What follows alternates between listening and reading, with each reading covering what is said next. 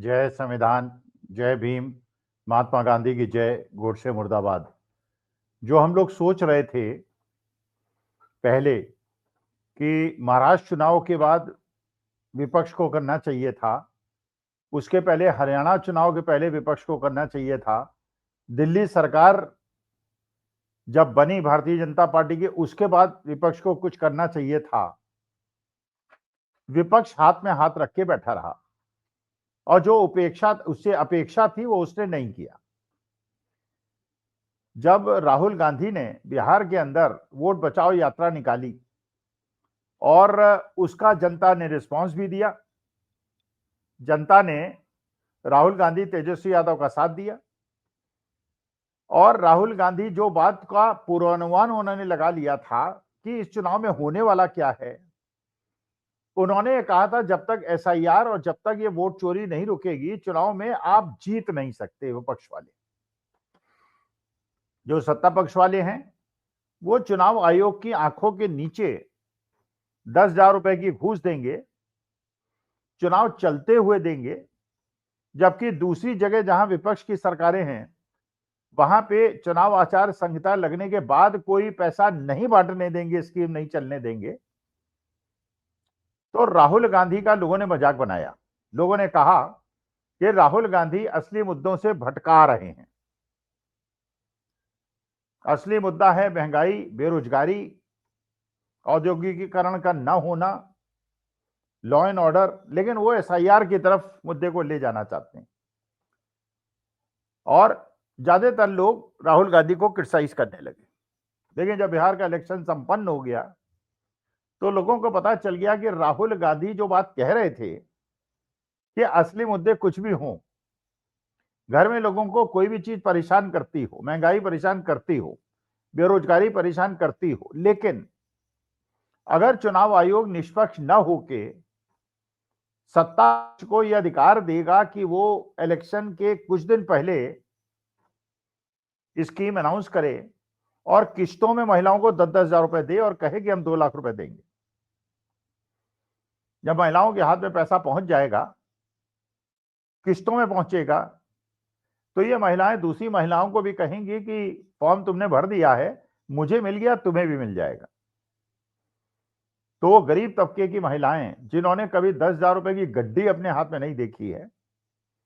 10,000 vote पाके उनका दिमाग बदल जाएगा।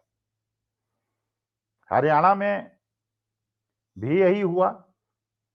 लेकिन राजस्थान के अंदर अशोक गहलोत जो मोबाइल बांट रहे थे उसको रोक दिया चुनाव आयोग ने, जगन रेड्डी जो स्कीम ला रहे थे उसको रोक दिया, लेकिन बिहार के अंदर इसको नहीं रोका, महाराष्ट्र के अंदर नहीं रोका। बल्कि हमेशा 15 साल से हरियाणा और महाराष्ट्र के चुनाव एक साथ हो रहे थे, लेकिन इस बार जब उन्हें पता चला कि महाराष्ट्र के अंदर चुनाव नहीं जीत पाएंगे क्योंकि पार्लियामेंट के अंदर महाविकास अघाड़ी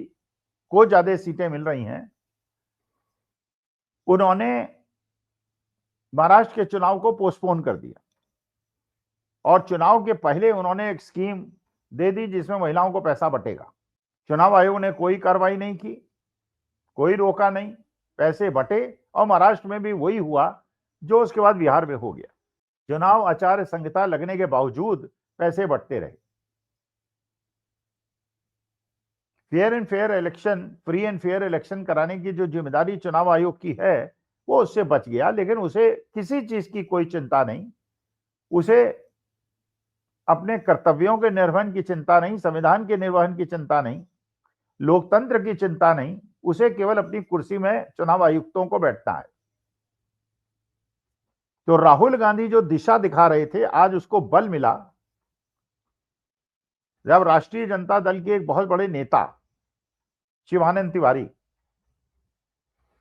जो बहुत पुराने राजनीतिज्ञ हैं और लालू प्रसाद यादव के साथ के हैं और जेल में लालू प्रसाद यादव के साथ एक ही सेल के अंदर रहते थे, और लालू प्रसाद यादव ने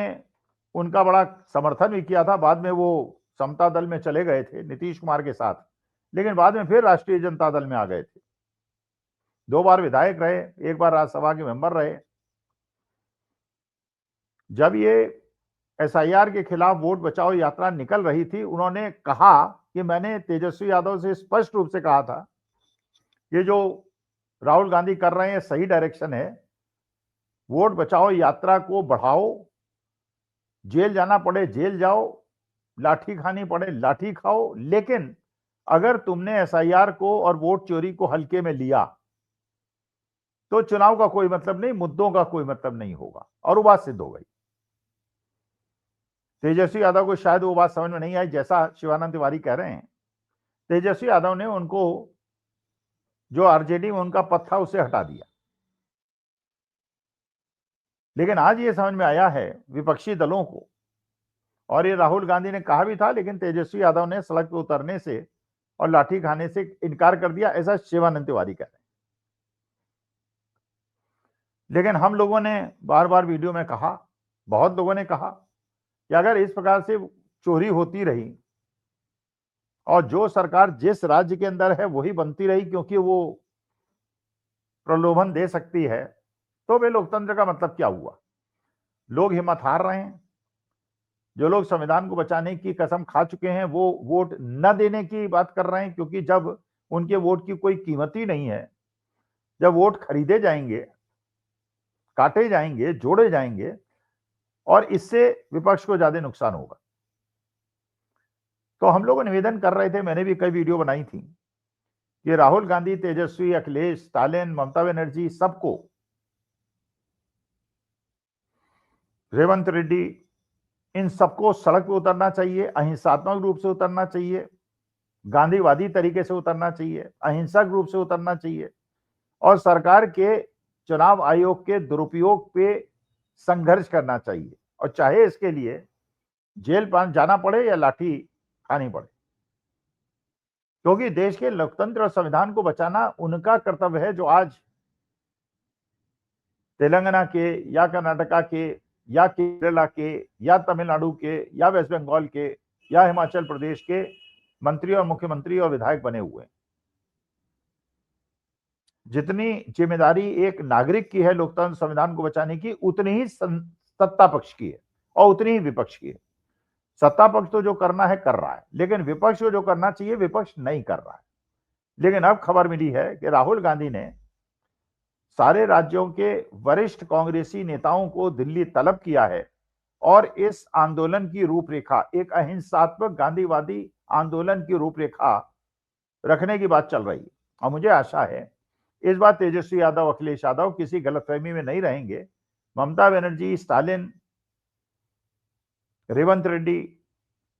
ये किसी गलतफहमी में नहीं रहेंगे और चीज की वास्तविकता को समझते हुए संघर्ष के लिए, एक लोकतांत्रिक अधिकारों का निर्वहन करते हुए जनता को साथ देकर सड़क पर उतरेंगे। अगर जनता साथ नहीं उतरती,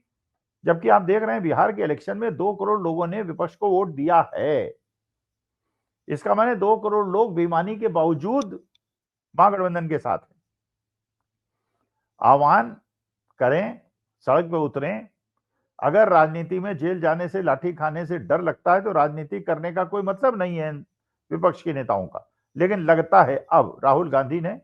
बात समझ ली है, नेताओं को तलब किया है, आगे की रूपरेखा बन रही है, और मुझे आशा है विपक्ष के जो बाकी क्षेत्रीय दल के नेता हैं, कम्युनिस्ट पार्टी के नेता हैं, वो भी उनसे सहयोग करेंगे और हमारे संवैधानिक और लोकतांत्रिक अधिकारों को बचाने के लिए सड़क पे अहिंसात्मक रूप से उतरेंगे और देश के संविधान और लोकतंत्र को बचाएंगे। नमस्कार, धन्यवाद और प्रणाम।